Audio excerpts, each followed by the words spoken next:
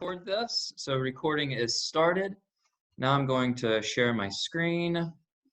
Share this screen right here.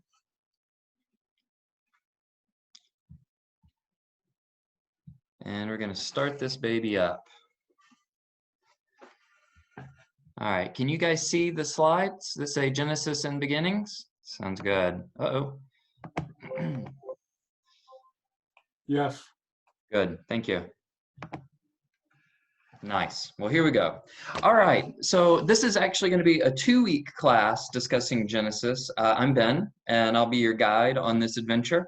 A few weeks ago, Dale talked about faith and science. And it occurred to me that many times in the conversation about how to integrate faith and science, that things begin and end with how we read Genesis. That either God is the creator according to Genesis 1, and therefore science has to be rejected, or that the science and the evidence about evolution and an old earth is so strong that the Genesis account is just preposterous and we have to reject it. So for too many people, the integration of faith and science begins and ends with the creation account in Genesis. So what I'd like to do this week is give us a theological and a thematic accounting of Genesis. We're going to be looking at really big ideas in Genesis that often get buried when we lose track of the genre of Genesis, of how Genesis functioned in ancient times. And we're not going to be doing a verse-by-verse exposition of the text. I think that that's really important and really interesting. But I'm taking this big idea approach to help break what some people see as a divide between faith and science, and so that we can interpret Genesis rightly according to the genre rules that were used in the time that Genesis was written. And hopefully you'll come away being able to think about Genesis in a fresh way. So before we get too far, I want to suggest the rules that I'm going to use in this talk. The first is that I'm not trying to reinterpret Genesis to be science friendly. That lets science hold all the cards in the discussion. We're not going to do that. Second, I'm not letting a traditional or a literal read of Genesis dictate things either. My rule is that we need to let the text of Genesis speak for itself and try to enter into the world in which the first hearers heard this story so that we can understand the book.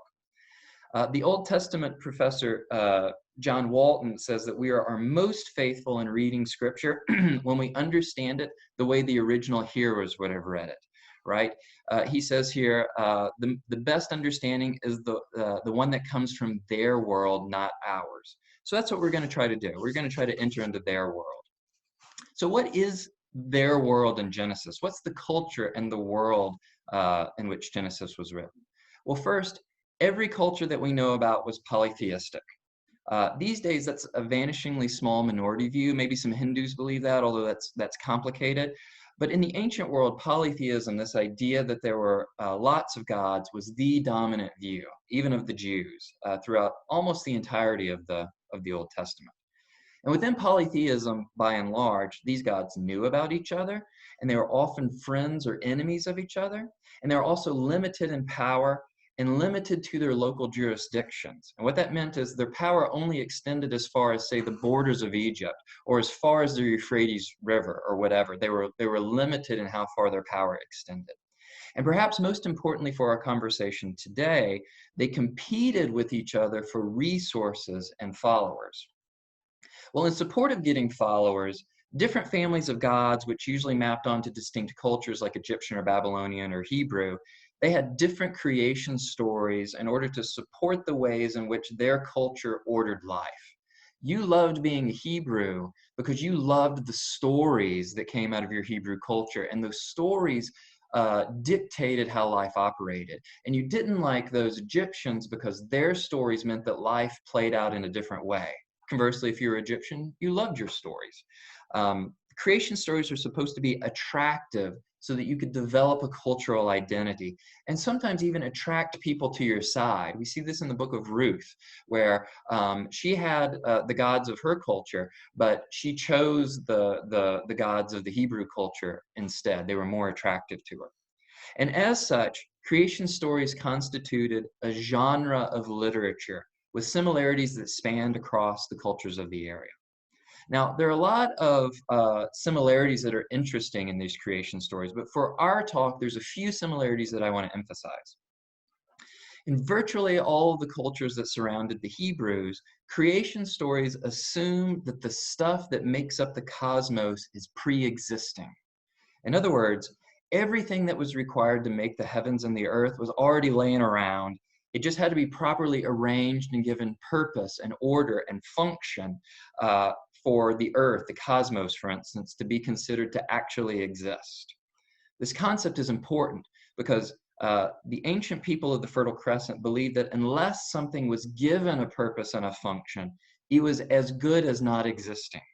They called this concept chaos. Things descended into chaos if their order and their function was no longer present. It can no longer be discerned. And it was the work of the gods to bring order and function to the forces of chaos. So let's think about it this way.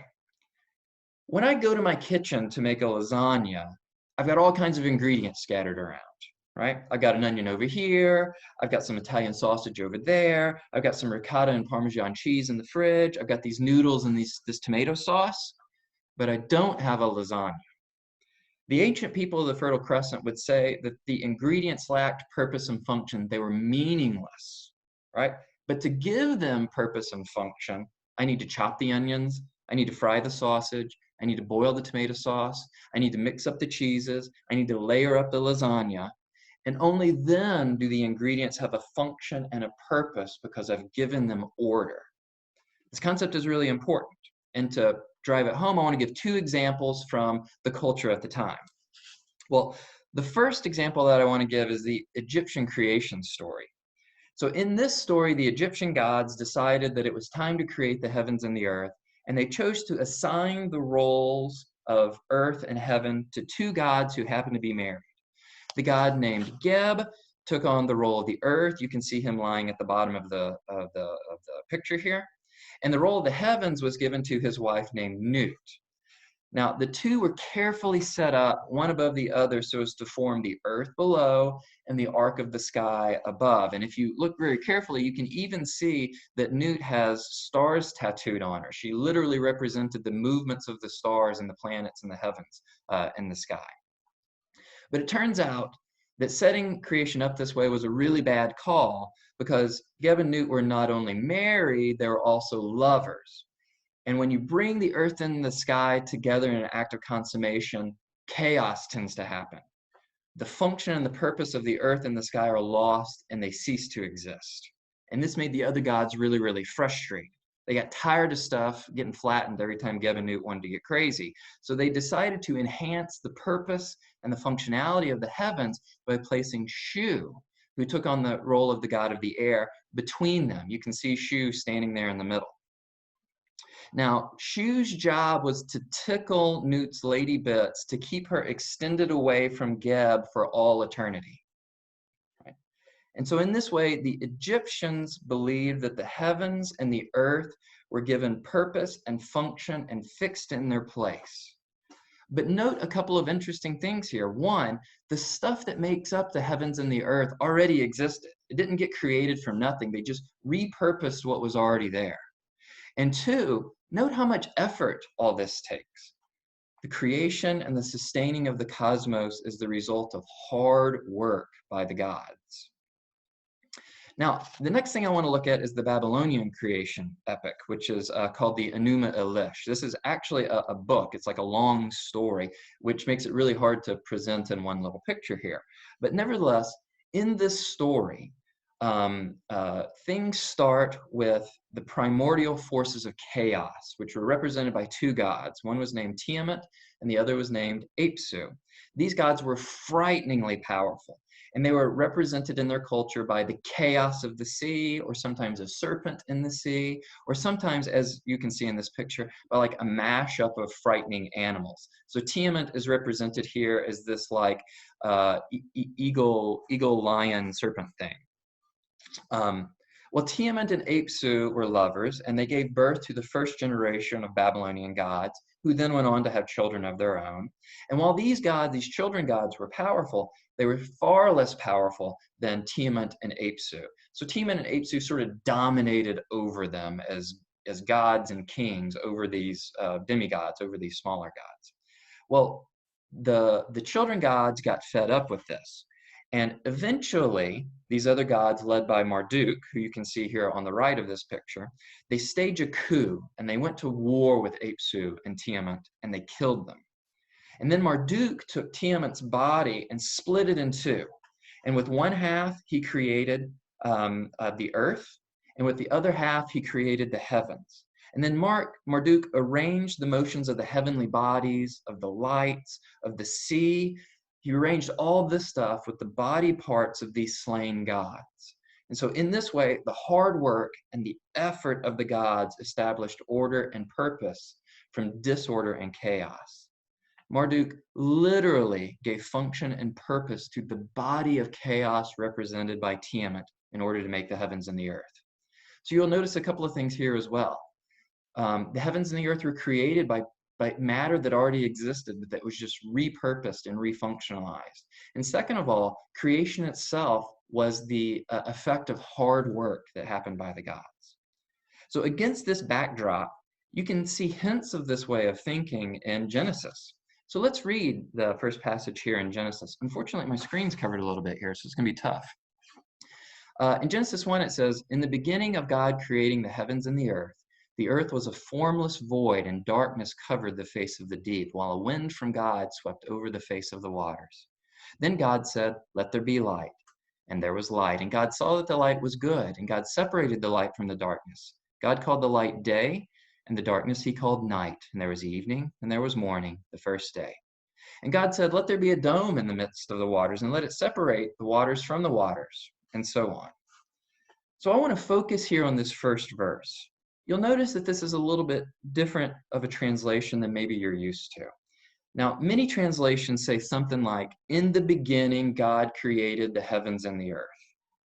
However, a few translations footnote that the syntax of the Hebrew in this first verse is a bit odd, and they offer alternative ways that you can translate the verse. The NRSV, which is what we tend to use at Salem, the NRSV does a really good job of this. The New Jewish Publication Society translation does a really good job of it, and some other translations do a good job of it too. And so after looking at the Hebrew and consulting with some Hebrew experts, I think the translation that I've given here is more accurate. And there's a couple of reasons for that. The first reason is that the traditional translation, "In the beginning God created the heavens and the earth, period," seems to state that creation happened in the beginning and is now over and done with, right? It's a past event. But this translation that I've offered you here says something more like, when God started to create things, here was the initial state.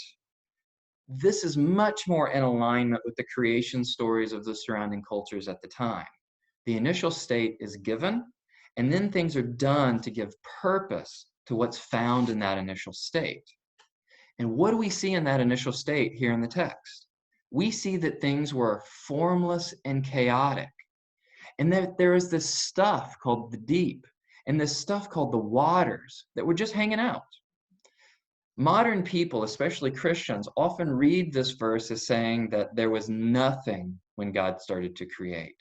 But that's not really what these verses say. They follow the genre of cultural creation stories by pointing out that whatever existed did not have a purpose and a function given to it by this particular God, and therefore was formless and void and in need of being properly ordered. God in Genesis 1 was making a lasagna out of unprepared ingredients. He's slowly and methodically ordering things. But what makes this God of the Hebrews distinct from the other gods is how he goes about doing this. Unlike the Egyptians who selected materials like Geb and Nut, who really weren't right for the job, right? They gave them problems. And unlike the Babylonians who had to go to war with each other and use their strength to make the heavens and the earth, the Hebrews saw God's power as radically different. God didn't go to war. God didn't get annoyed like a testy parent. God didn't permanently summon other gods to the mundane labor of ensuring that creation stayed in the proper order. The Hebrew God used his voice. He spoke, and it was good. The Hebrew creation story attempts to establish the Hebrew God as being superior to those other gods who had to use their muscle to establish creation. The Hebrews are saying, look, our God, the real king, speaks and it's done. That's an important distinction for the Hebrews as compared to their neighbors. And unlike other ancient creation stories of the Fertile Crescent, the Genesis account doesn't imply that God slew chaos or that he eliminated purposelessness, but rather it implies that he brought it under his control. He controlled the uncontrollable with his voice and with the presence of his spirit. And as we'll see in a little bit in the flood account, the chaos of those primordial waters still exists and can be brought against the earth again to reestablish chaos if God wants it to. So whereas there are some differences in the Hebrew story from the surrounding cultures, it's also important to realize that the Genesis story does share similarities with the other stories of the surrounding area. The Genesis account does not imply that God made creation from nothing, but that he formed the formless materials already present in creation to make good, beautiful things. So what does this mean for us? Right? Well, understanding the cultural context of the creation story means that it served the function of giving the people to whom the narrative belonged a unique story that set them apart from other cultures. And it told them something about their God and their place in the cosmos. In other words, creation stories were almost entirely about who was doing the creating and with what they were doing the creating. And they almost never cared about the mechanics of how creation was accomplished. All that mattered to the Hebrews was that this God, Elohim, ordered with his voice. But for us, who and what is largely unimportant. For us, how is important. That's a scientific desire. But bringing the scientific desires of how something happened is not something the creation story was ever intended to support. And that's often why it breaks down under those sorts of scientific questions. Here's the deal. When we ask the question of how, there's no real answer to where the waters of the deep came from, how those came about. There's no answer to that question. There's no real answer to why Genesis 1 and Genesis 2 contain different creation stories that cannot be harmonized in a satisfying way. There's no real answer to how morning and evening occur before the sun was created. How does that happen? And if we jump into Genesis 4, there's no real answer as to who Cain was afraid was going to kill him after murdering his brother. How does that happen? How is he afraid of anything if it's just him and his brother, right? It doesn't answer who Cain married, where she came from. It doesn't answer who lived in the city that he went on to build, right? All these questions assume a certain kind of how. But if we take the story to be about who and about what, the concerns about how fade away as being irrelevant to the story that we're given. We might still care about them as modern and scientifically minded people, but the text never addresses them for us. We have to go elsewhere to find answers for that. But there's something else to consider. The creation story that we usually care about is over in 2 chapters, about 55 verses. But the book of Genesis has 50 chapters in it. What are those other 48 chapters doing if creation's over in just a few verses? What's going on there? Well, let's get back to the name of the book. In Hebrew, the name is Bereshit, which when literally translated means in the beginning. It's a little unfortunate that the name of the book has come to us in English as Genesis, but that's maybe a talk for another time. The name of the book is the beginning. And if creation is over in just a few verses, then what is the rest of the book the beginning of? What's going on here? Well, remember, in the ancient world, creation stories were a way to solidify the identity of your people group. So it makes sense that we see most of the book of Genesis exploring the beginning of God's relationship with his chosen people, starting with Abraham. Now, Abram, as he was initially called before God renamed him, he's officially introduced as a major character in chapter 12. of Genesis. And it's for this reason that most scholars split the book of Genesis into two pieces. Everything before chapter 12, which serves as the lead up and sets the stage for what's going to happen with Abraham, and everything chapter 12 and after, which explores the beginning of God's activity with his people. We'll look at chapter 12 and later next week. But this week, I want to focus on what Genesis 1 through 11 is the beginning of. We're going to take this in big chunks. We've already covered how God functionalized things in the beginning of his creating. And at the end of God's activity, we're left with humans who are formed from the dust of the earth and yet made in the image of God as the relational connection between the earth and God. And how did the beginning of this relationship between God and humans work out? Well, it worked out with the connection with the earth and with God being deeply affected by humanity's own flaws, by the ways in which humans are easily led astray, by their impatience and arrogance and lust for power. From pretty much the beginning, humans showed themselves as capable of warping things. And the story, having established the relationship with the earth and the relationship with God as being harmed, the Genesis story then turns to the beginning of the relationship between brothers, the relationship humans have with each other. And once again, this relationship is warped from the very beginning. Cain kills Abel out of a place of anger and pride. And this pattern continues. Humanity continues in this pattern of warped and violent behavior as they begin to build civilization, which suggests that the beginning of civilization itself are built upon the warped and violent flaws of humans. And then in Genesis 6, we get an appraisal of all this that's happened offered by God. It says, "The Lord saw that the wickedness of humankind was great in the earth, and that every inclination of the thoughts of their hearts was only evil continually. And the Lord was sorry that he had made humankind on the earth, and it grieved him to his heart." So after we've spent this time in the story seeing who humans are, this sends us back to understanding who God is, which is the very point of creation stories in the ancient world. We didn't read this as part of our lesson today, so I'm assuming you know something about the Genesis story. So let's ask this. When Adam and Eve broke God's commands, how did God behave? Did he behave like a petulant child? Did he behave like an adult with rage issues? Did he behave like someone who's more concerned about his own honor than anything else? Because that's how the gods of the surrounding cultures are described in their creation stories, as petulant. But in the Hebrew story, God acted like a being who understands that the relationship is damaged, but that there's still a place for humans in creation. And when Cain killed Abel, God didn't immediately destroy Cain in revenge. He kept a place for Cain despite his actions. The beginning of the relationship between God and humanity shows us something about God and about humans. But the lesson as we go into chapter 6 is that God's patience in holding a place for his creation has its limits.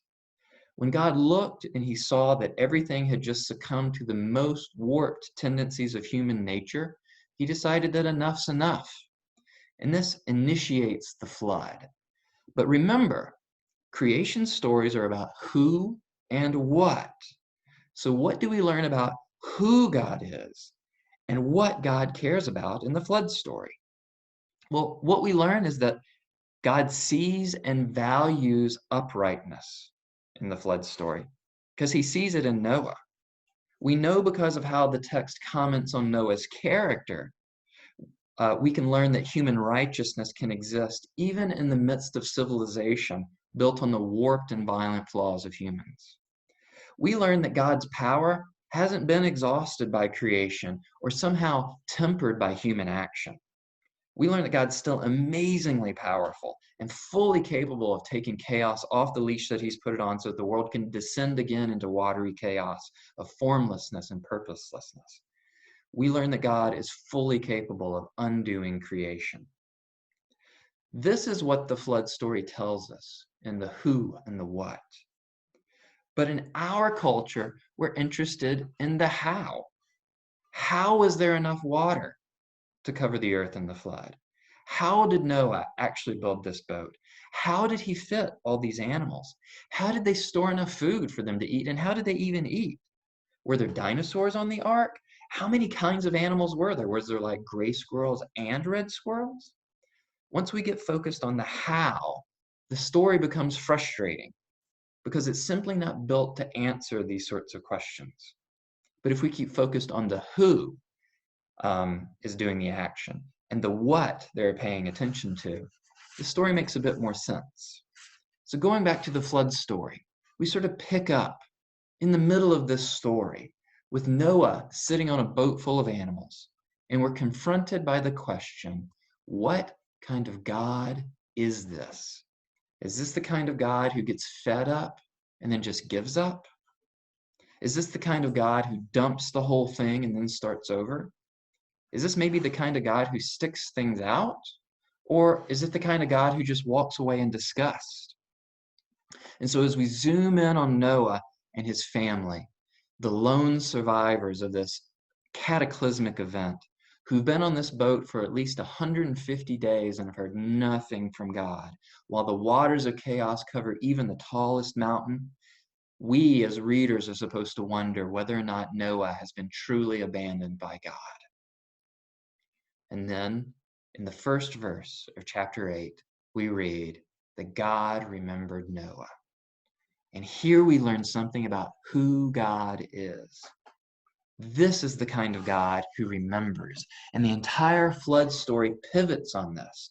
God remembers Noah, and his wind comes upon the waters once more, and he repurposes and refunctionalizes and recreates the earth. So at the close of the flood story, we get this clear picture of a God who won't take human shenanigans forever, who can be pushed beyond his limit, and yet he remembers the righteous. Beyond all the other things that these stories are telling us, this is really the beginning of understanding the God of the Bible. This is the beginning of God's relationship with his creation. It's the beginning of our relationship with God. It's the beginning of our human relationship with each other. And so we've seen all this in the story now, and we've gotten through the flood. And so what happens next? Well, after the flood, people almost immediately return to their warped ways. Within mere verses, we see people getting drunk and dishonoring each other. We see people creating nations and keeping slaves and conquering each other. We see people trying to make a tower to the heavens in order to be like God, which is the exact sin of Adam and Eve done over again. And so the question that we're left to ask is, what's God going to do now? How's God going to address this problem within his creation? Is God going to get fed up and just wipe the slate clean? Who is this God? And what will he do? And that's where we pick up next week in chapter 12. The story so far has told us that God is certainly powerful enough to create and destroy. We've seen that twice. But is God smart enough to fix what's gone wrong in the world? Is he clever enough to build something new in the midst of the old? So we're going to talk about that next week.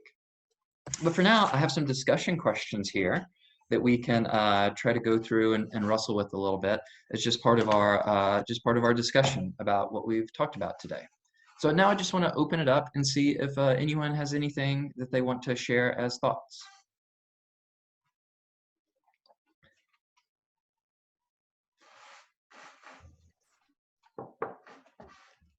Well, I'll start with a thought. I was thinking that the flood obviously makes me think about letting something be unleashed like COVID-19, and it makes me wonder what other things God has held back. Maybe there's other viruses that tons of viruses that God has kept from being unleashed. But it makes me think that the same as the flood, God is not conquered, and God does remember us. And the same lessons you repeated regarding the flood reassure me regarding this whole earth thing, that God still remembers us, and God is still in control, and God is still able to act.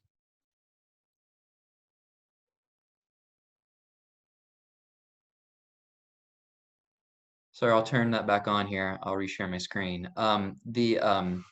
Yeah, and we'll look next week at what God's faithfulness as well. So God remembered Noah. Is that a one-off, or is that something that God does repeatedly? Is that a habit of God's? And if obstacles get in the way, is God still faithful enough and strong enough to be faithful anyway? And so I think that much of what the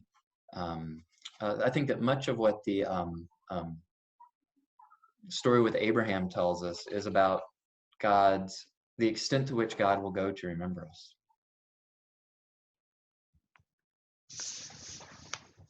Hey, Ben, can I push back on a point?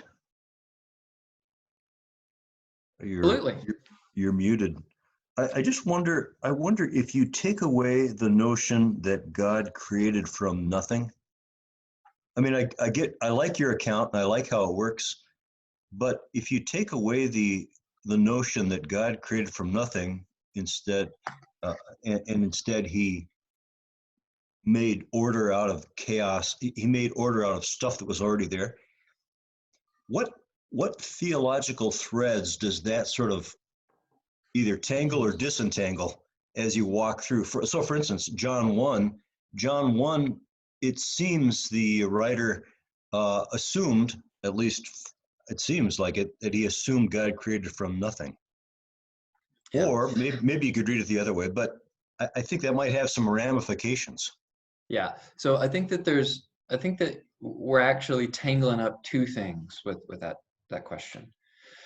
I think that most Christians and even most Jews would acknowledge that God is the source of all things, right? So we ask the question, where did that deep and where did those waters come from to begin with? Well, I think most of us who are faithful would say, well, God still created those, right? Those are still, God is still fully the one who creates all things. I think that so that hopefully addresses that part of the question that we can talk about, did God create ex nihilo from nothing? Another stream is that God created ex deo, which means he created from himself. That the stuff that we see around us is literally stuff that God repurposed out of his own being and essence for us. Right there's all kinds of competing theories about that, but ultimately they all find their source in God. I think that what we're looking at with the creation story here is that it doesn't care about that. It's instead saying, here is how we find our identity. And we are willing to borrow the way of speaking from the cultures around us, right, in order to tell that story. And that frustrates us sometimes. We want to know, was the day literally 24 hours or was it a day age thing? Did God create things through evolution, or did he create things literally by an act of fiat, by just saying, pow, and there it is? We want answers to stuff like that, but the story was never intended to do that. It was intended to give the Hebrews a picture of who their God was and what he did. So I don't think that we need to get away from the idea that all things find their source in God ultimately. I just think that it's not helpful to use that in the creation story. Did that address what you were thinking at all, Kurt, or did I miss the mark? No, that's helpful. Yeah, I think it's good to recognize that. Yeah, in fact, God still created everything. That was kind of my question behind it. Yeah.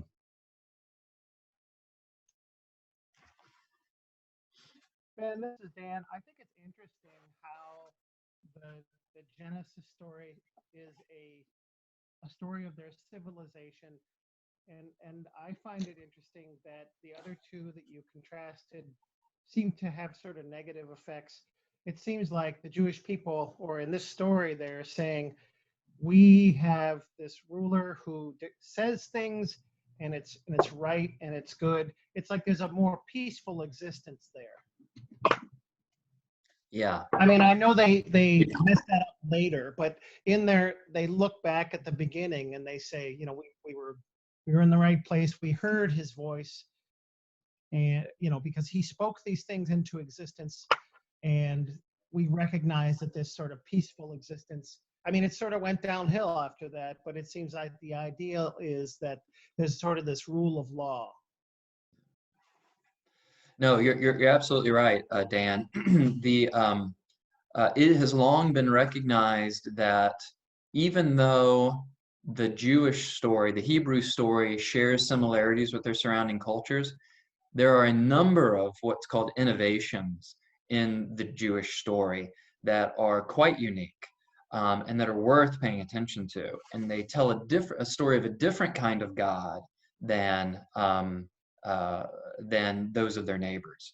And so that's a very, very critical thing that is happening in the Jewish faith. And honestly, it's one of the reasons that this question of who is our God, it's one of the reasons why the Jews are able to cling to their faith in the exile, right? They could have easily capitulated to the Babylonian gods, who had proven themselves more powerful by conquering their God.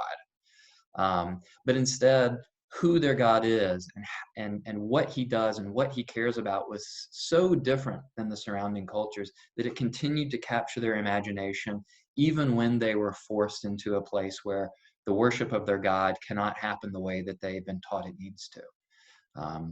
You're absolutely right. The story shares similarities, but it also has some profound differences from other cultures.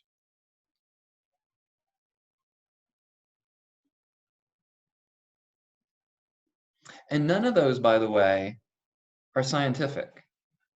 And I think that that's the rub for us. Our culture is a scientific culture of rationality. And their stories were not designed to bear the weight of those sorts of questions.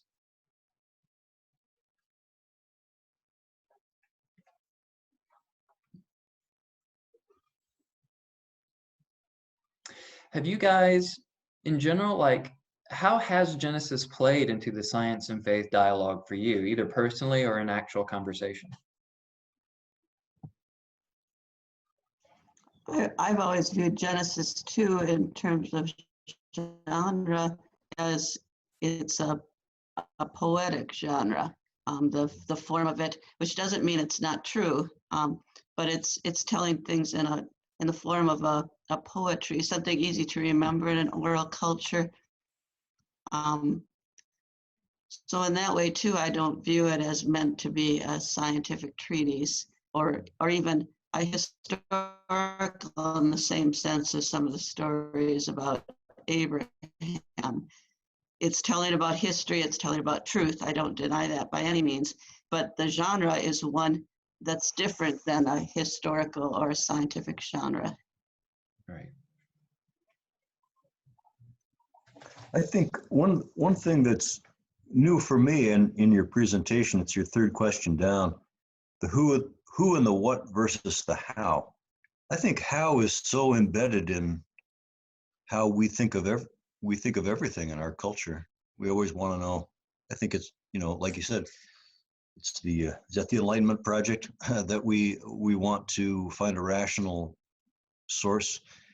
But the who and what, I'd always heard that we want to read Genesis to find out who God is, and I think some of the work you've done here helps me ask that question in some new ways. Who is this God? And you pointed out some significant points to ask that, like Genesis 8, when God remembers Noah. So I think I need to think more about that.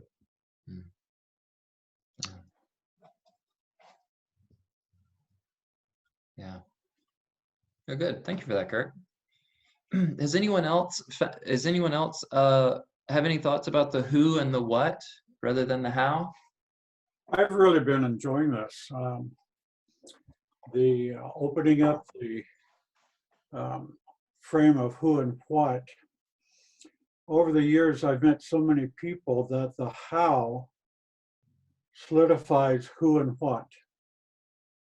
And, I've literally been among Christians who, not physically, but verbally have fought over the how.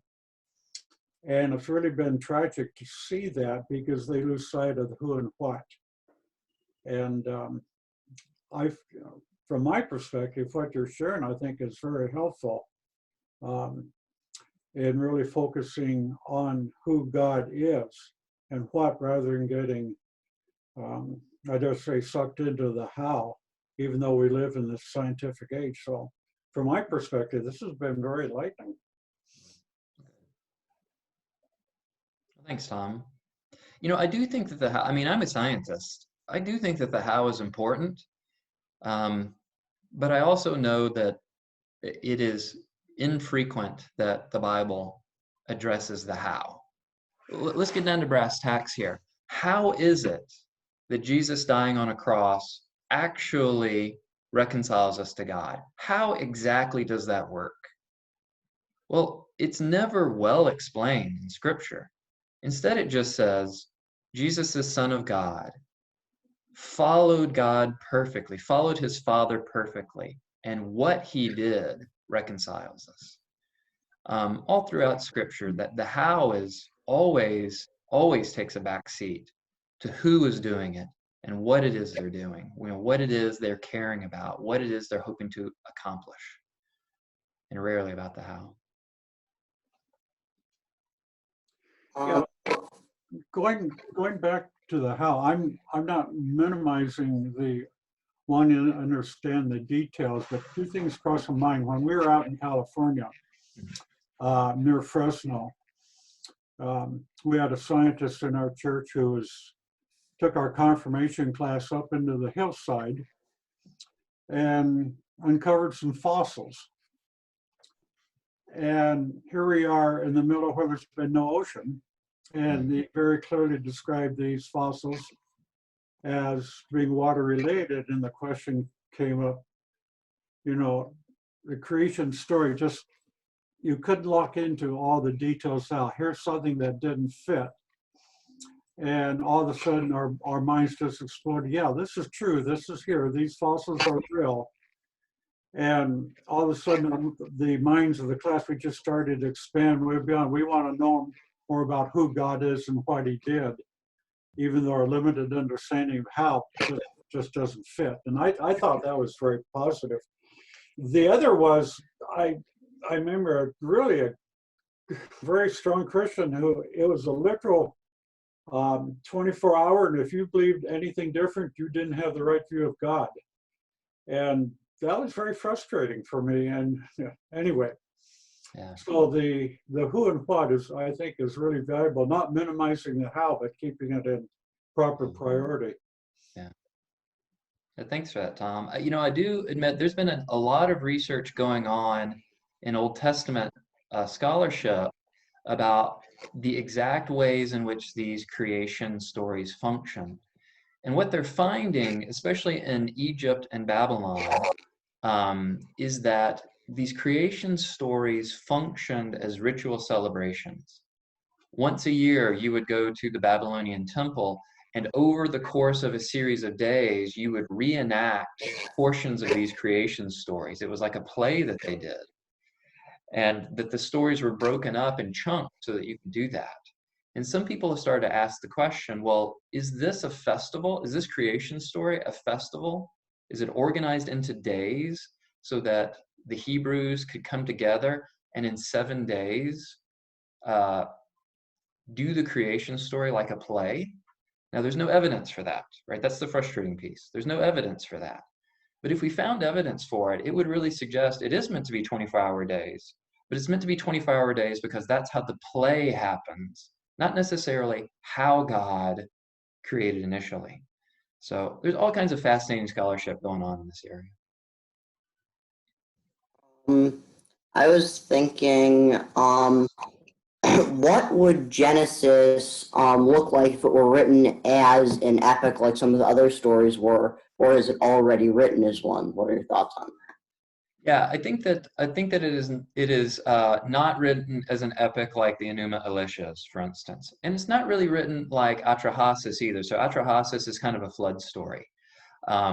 These are all Babylonian stories that floated around that are have eerie similarities to the biblical stories. those stories are much more involved in what exactly the characters are doing and the exchanges that are happening, and they go on these grand adventures and stuff happens.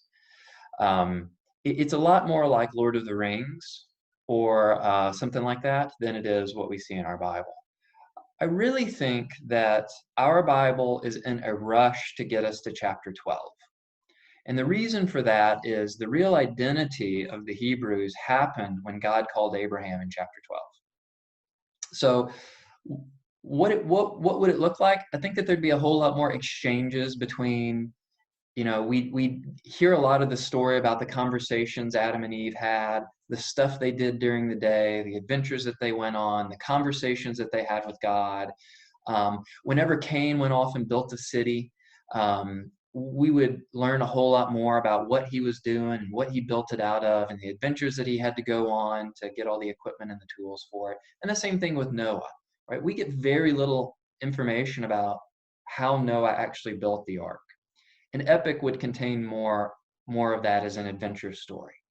But I think that the Bible leaves it out because they're in a rush to set the stage so that we can get to chapter 12 where we get introduced to Abraham and God's relationship with Abraham. Okay.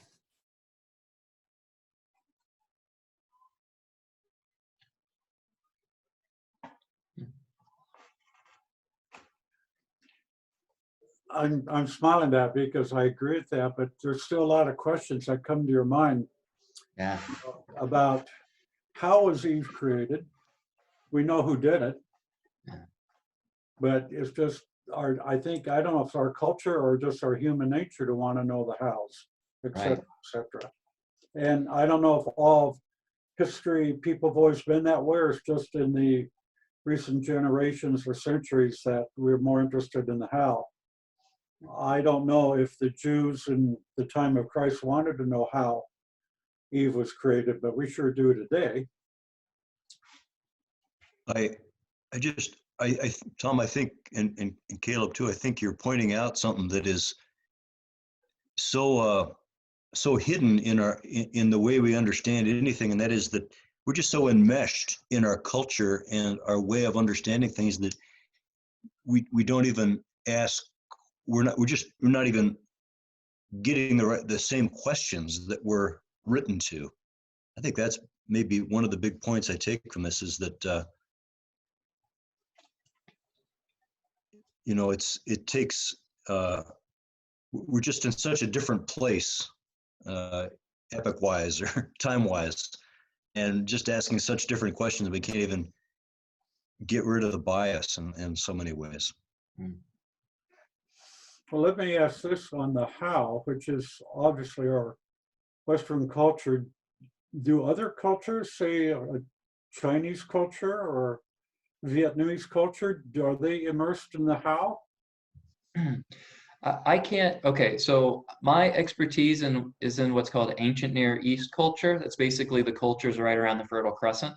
And I know somewhat indigenous creation stories. I don't know what's called Far East creation stories. So I can't comment on that. Maybe someone else here can.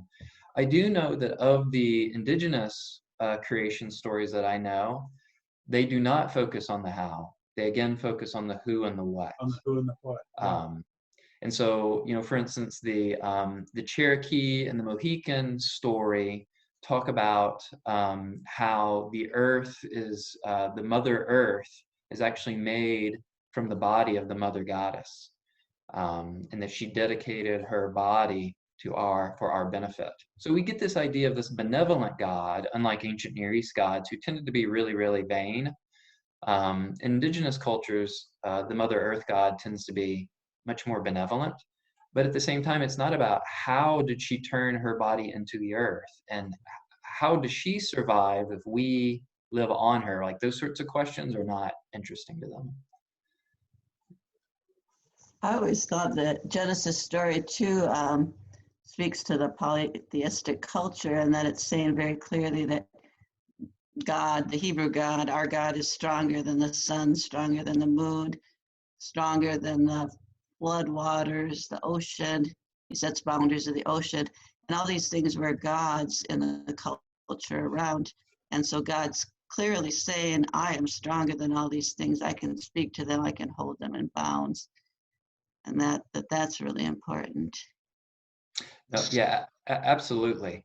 And at the same time, there's a hint in Genesis and beyond Genesis that the talk about God acknowledges that there's other deities, but they are lesser than him. And that idea slowly gets abandoned through the Old Testament until we have this idea that there is no other God but this one, this Yahweh Wow. God. So that's just a really interesting arc that we see as they are moving in their culture from polytheism. It's not like God comes out of the gate and totally challenges and blows up their polytheism, but he moves them through this arc of recognizing that there is no other God but this one, and I am him. So, but you're right. From the beginning, he's demonstrating that he is bigger and better than the other gods.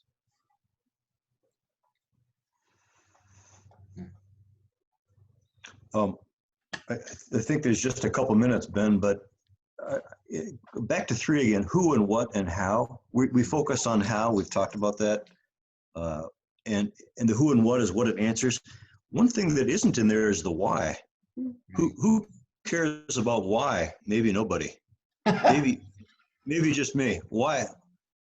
Where's the why in there?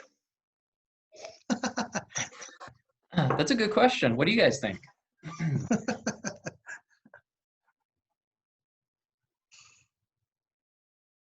Uh-oh. I mean, I care about the why. Yeah. Who figured out the why? Who said that? This Melissa. I care about the why. Oh. No, that's a great question. Well, I think the why might just be simply because they could, kind of like why people climb Mount Everest or deep. Gods create because they can, and part of God's Because nature, we're here. or God's nature, is to create. Well, So the why may be just as simple, maybe as simple as because this is just what we do. actually, I kind of wonder if Paul answers some of the why. And I'm thinking of some epistles. I'm thinking of Colossians, yes, but also Ephesians, where he addresses some of the why questions. Anyway, no time for that, but. Yeah, for me, the why is really about, what can we pull out of this in order to help us find purpose, right? Kind of back to what, oh my goodness, Dale was saying a few weeks ago about, that is a lot of the underpinnings of faith for us is, helping us find purpose. Well, and God gives us that functionality, and the functionality drives, gives us our why in the universe. This question of Kirk's is actually a super interesting area of academic study. Other creation stories give you the why. Why did the Babylonians turn the body of these dead gods into creation? The honest answer is they wanted a place to live. And they created humans in order to be their slaves. Oh. Right? So they got sick and tired of digging the rivers and building the mountains themselves. So they created humans who would dig the rivers and build the mountains and produce the food as well. And when you sacrificed, and this was a pleasing aroma that satisfied the gods, that was literally considered you offering that food to the gods. They consumed it, and it was their sustenance. So the why of creating is pretty plain in several, not all, but several of the creation stories that we have outside of Genesis. But Genesis never tells us why God chose to do what he did. And it becomes a very interesting thing that once God calls his people, he calls the children of Abraham to display his own glory. And that's a very interesting why. That is maybe unusual as compared to other cultures. This is just a thought. I haven't thought this through before, but even though it's not explicitly stated the why, it seems like even some of the accounts in those first 11 chapters of Genesis suggest, like if you look at the, after the sin in the Garden of Eden, when God comes and actually dialogues with them, or when he talks, there's a suggestion, even though it's not explicitly stated, that part of that why is to be in relationship. Yes. And to really, it talks about remembering, but like seeing and really engaging at a deep level, which seems, again, I'm not real familiar with the religions of the right, but even from what you're saying, it seems like a really different kind of story and a different who and what. Yeah. Good point. It's a great point. Yeah. Hey, you know what? We're over time. All right. May I ask a quick question before we go? Oh boy. Go for it, Tom. Ben, how did you get involved in this? What drew you to this subject? You've got 1 minute. So what drew me to this subject? There's a couple of things. One is that I've always been a bit of a Bible nerd, and I always had questions that my Sunday school teachers couldn't answer. Yeah, and some of them were things like, what was this deep? That was always a fascinating question for me. Like the Spirit of God or the face of God hovers over the waters of the deep. What is that? Where did that come from? I remember from a very early age wondering about that. As one thing led to another, being a Bible nerd turned into being a Bible scholar. And so I am always on a quest to understand the Bible better, reading everything I can get my hands on that sort of helps me answer the questions that I have about it. So that's kind of the background of this. And then on top of that, being a scientist and wrestling with questions of science and faith have led me back again and again to Genesis to try to ask the question, what is this telling me and why doesn't it match with science? And it wasn't until some point I realized never anywhere does God give to the people of Israel scientific information. He doesn't even say stuff as simple as, guys, wash your hands before you eat. That doesn't even happen. Even the most basic scientific principles are never communicated. And so it occurred to me that, like, for whatever weird reason, this is not a topic that interested the Israelites, and it didn't interest God either to communicate that to them. So what was he saying? And that, of course, leads me down this path of figuring out, like, how did these stories function? What was their purpose? What did the people who heard them take away? So that's maybe the long answer. Well, I appreciate that. That is really helpful. I think that's one thing I really appreciate about Selling Covenant is with the adult Sunday school classes. It's just not repeating simple answers, but it's really enabled us to stretch and grow in our faith. And this has been good. Good. Sorry, Kirk. Thank you. No, thank you. Thank you for that. And I tell you what, next week I will put up a slide that has some of the resources that I use to develop these talks, so that if you guys want to go and read on your own and get a ton more information than I've presented here, that you'll have the means to do that a little easier.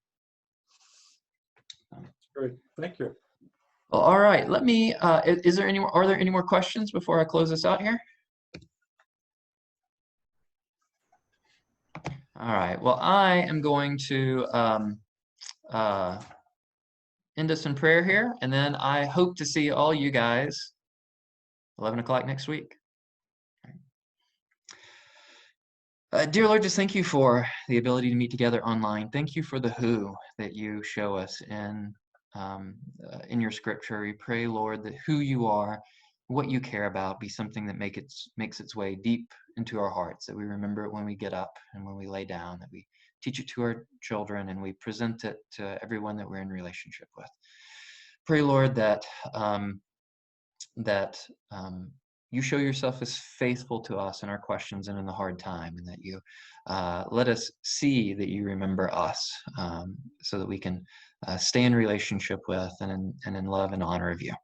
And just ask that you be with us through the week, you keep us healthy, you keep us safe, and you keep us ever mindful of others' needs in this hard time. Just ask your will be done in everything. Amen. Thank you, Ben. Thanks, everybody.